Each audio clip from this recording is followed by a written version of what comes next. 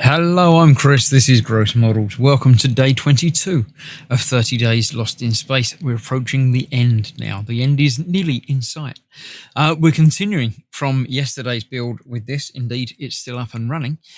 We're not doing any different wiring, so that's nice and easy. I haven't got to do anything with the bench. It's all about the coding. So before we can do anything about the coding, we'll go across and watch some of the video that Crafting Table have provided and see what Astrid has to tell us.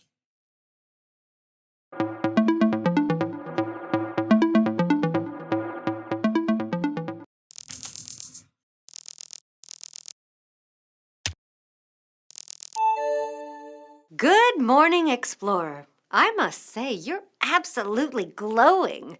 Natural light suits you. We're still afloat on this vast extraterrestrial ocean under the celestial sea of stars. Our sojourn into screen text was a step into another universe, what software companies call a user interface. But we're still running into a problem with the information delivery. Even with a display this big, you still need more information and data to work with than text will allow. I know. It's crazy that in a sophisticated, planet striding, sensor packed spaceship like ours, we don't just have a read my mind button. We need a way to show not just a couple of words, but 1,000 words in the blink of an eye on this screen. And I can't think of a way to encrypt 1,000 words into that tiny. Oh, wait, 1,000 words. Are you thinking what I'm thinking? No, not a Caesar cipher. Come on. A picture is worth 1,000 words. Let's see if we can do icons. Let's seize the day, Explorer. There's a whole new world of graphical power waiting to be discovered. Let's get started, shall we? You'll be relieved to know that there's no need to fiddle with wires or new hardware today. You see, we'll be sticking with our wiring setup from yesterday. By investigating some advanced sample code, we'll coax our OLED to create intricate diagrams, moving shapes, and perhaps even some space-age art. Sounds exciting, doesn't it? All right, how about we discuss some significant coding concepts? Number 1, a do-while loop. To put it simply, is a while loop that is guaranteed to execute at least once. That's the only difference between that and a regular while loop. Number 2, switch function and case statements. Picture yourself piloting a spaceship through an asteroid field. You have a special navigational device that, based on the size of the incoming asteroid, can choose one of several maneuvers to avoid collision. This is similar to a switch function. The size of the asteroid is the switch expression. The different maneuvers are the case statements. For a small asteroid, you might merely adjust the course slightly, which we may call case 1. For a medium one, you might engage side thrusters for a sharper turn, which we may call case 2. For a large asteroid, you might have to go full reverse and change direction completely, which we may call case 3. The switch function evaluates the size of the asteroid and then executes the corresponding case to avoid a collision. The moment it finds a match, it carries out the maneuver and exits. This way, our spaceship can use the right maneuver at the right time to navigate through any kind of asteroid field with meticulous precision. This is just like our program, navigating through different conditions using the appropriate case statement.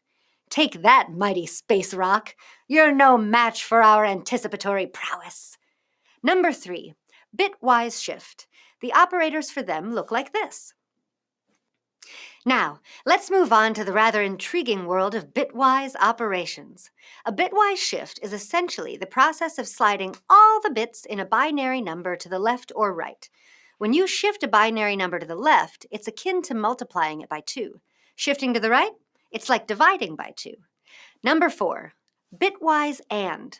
The bitwise AND operation is like a gatekeeper for 2 binary numbers. It takes 2 bits at the same position from each number, checks them both, and if they are both 1, then the result is 1.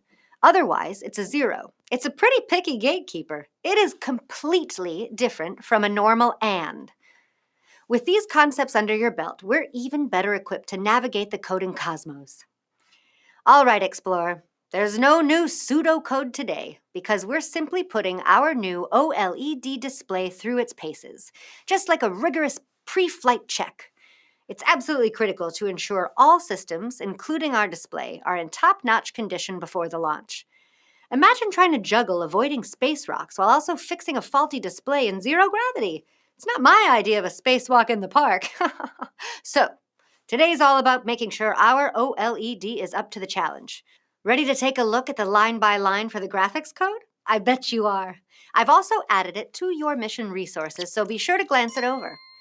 I'll just be here, waiting patiently for your return. So, as ever, let's have a look through the code and see if I understand it before we have to figure it out and get some help. So this is the graphics issue. It's 128 by 64 pixels, so we can turn any of them on or off to display whatever we like, including graphics. Yeah, we sort of figured that before. So we're including Arduino and wire. I don't know why we're including wire. We also have the same library again, the U8G for the U8G2. We've called it Lambda Display, and we're setting up the void Lambda Display begin, because we've got to begin. For our main loop, we'll cycle through each test page, displaying 8 frames for each test, which allows animations on each page. Rather than use 2 variables, one to track the page and one to track the frame, we'll demonstrate the use of the bit shift operators. Okay, in conjunction with bitwise and to use a single variable. Okay, while this method is less clear, sometimes used when memory is very tight, since it uses less data storage. Right, let's try and understand this then. Set up a void loop. Test page count is 13. Okay, unsigned integer display frame 0 and takes into account. Right, the lens, clear the buffer. Right, okay. Set cursor will set the XY location of the upper left of each string. So we're setting the lambda display, telling it where the corner is.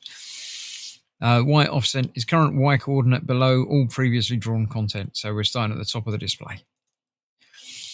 Title line for our display is displayed on each screen. It's going to say exploration lander across the middle. Get max character height. That's centered, so we know that's where, like it is already. To leave the title above each display, the minimum character height, font display offset. So we're changing the Y offset to be the line below, basically. If you'd like to view just a single page, uncomment the next 2 lines and set the display page in the first line. So just going to change whichever page we like, but we'll leave it and see. We'll try and understand things. So let's see. Switch the display frame bit switch thingy 3 to the right, which is going to be multiplying it by 8 or dividing it by 8. Yeah, moving it to the right is dividing. Okay. Because that's how many frames there are. See? The frame number for each page is contained in the rightmost 3 bits of the current display frame. So here we remove the page number using a bitwise and remove all but the last 3 bits. Okay, so yeah, moving it 3 is going to remove all of those. So test ready has got nothing on it by the looks of it, and that's also got nothing on it. I don't know what we're doing there. All of them seem to be getting rid of the last 3. That's, don't know. Not sure about that bit. There we go. Let's figure this out though. Use the draw string command to draw a string in the display, centered horizontally between the given X and maximum S, so pretty much in the middle. Draw a string. So the string is whatever we need. It's text. So the lambda height and the lambda width we're calculating there. Draw an image of our lambda. Okay, so we're just drawing a line. Draw a frame. X location plus 7. Y 6 and 5. Is that 6? Why has that got 2? All right, that's the ship top. So why has it got 2 things there? Is that 5 must mean something. That's the location of 1 point. X plus 7 and Y 6. And the ship center, left pod, left nozzle and right nozzle. Y plus 18, 21. 3 things on that. I assume that's going to be a triangle. That 5 must be some sort of thickness, or don't know. See if we can figure that out when it runs. Display the lambda drawing and blinking begin message. Right, so display test ready for the frames. Yeah, since our lander's drawing's location is set using the upper left coordinates, we subtract half our drawing's height to center it vertically. Yeah, okay, that makes sense to me. I understand what we're doing there. Padding it to make it fit. Yeah. To get the height of each sex line. Okay. We're only halfway through the code. Right, let's see that was figuring out what the lander's going to look like. So we've got page 1. Display field with hollow boxes with one moving every frame. Constants for our box sizes and coordinates. So we've got box 1, box 2. Yeah, the width and height and the offset. Width, height, and offset. Okay, yeah, I understand that. It's moving 2 boxes, moving around.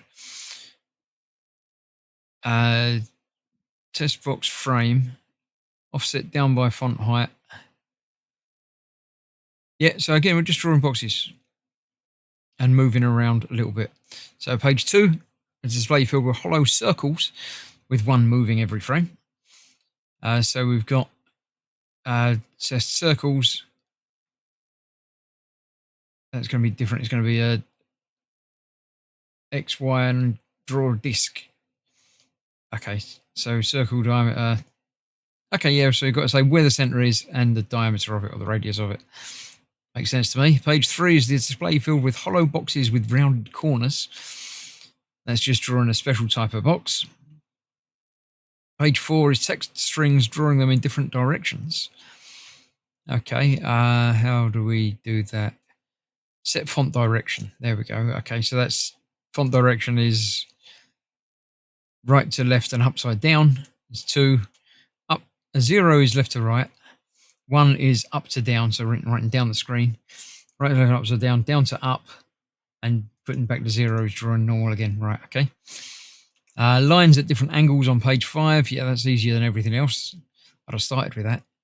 6 is triangles that separate each frame. I don't know what it means by separate, but again, it's lines. Characters from the first ASCII page is just going to be all the ASCII characters, basically, or the first page of them. Display characters from the second ASCII page. That's more ASCII page. And from the Unicode font. Okay. That makes sense to me. Not sure what all this stuff is.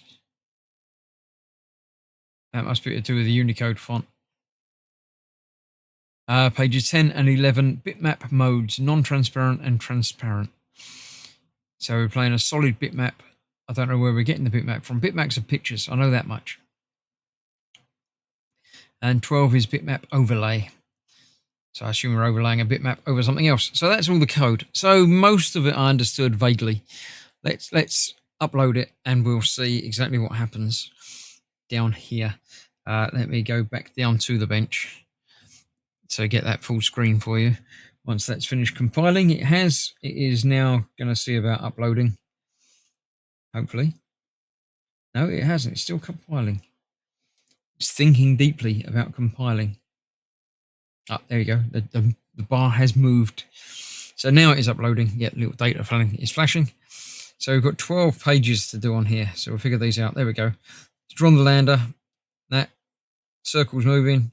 Boxes with rounded corners. Text in different directions. Lines, triangles, text, and text, Unicode text, and bitmaps, and transparent bitmaps, and merged bitmaps, putting them over the top of each other. So yeah, I understand all of those. Now I'm seeing exactly what it's doing. I quite like it. Not sure about the ASCII pages, but there you go. The bitmaps are showing exactly what it is with going over the top of things and going underneath things. Yeah, the little thing, it has got a top to it, so it is a square box, which is what that other number obviously was. So yeah, I understand what's happening there. I couldn't have written it myself, but I understand what they've done with all the lines and the coding. So I'm happy with that. So yeah, another day done. Let's put this away and move on to the next day when we're going to do some more with the screen. Can I tell you exactly what it is we're going to do with the screen? I can if I look down here. We're doing the launch system. So yeah, we've got to bring in more components. So there's a little bit more wiring to do tomorrow. So I shall see you for that very, very shortly. Bye bye for now.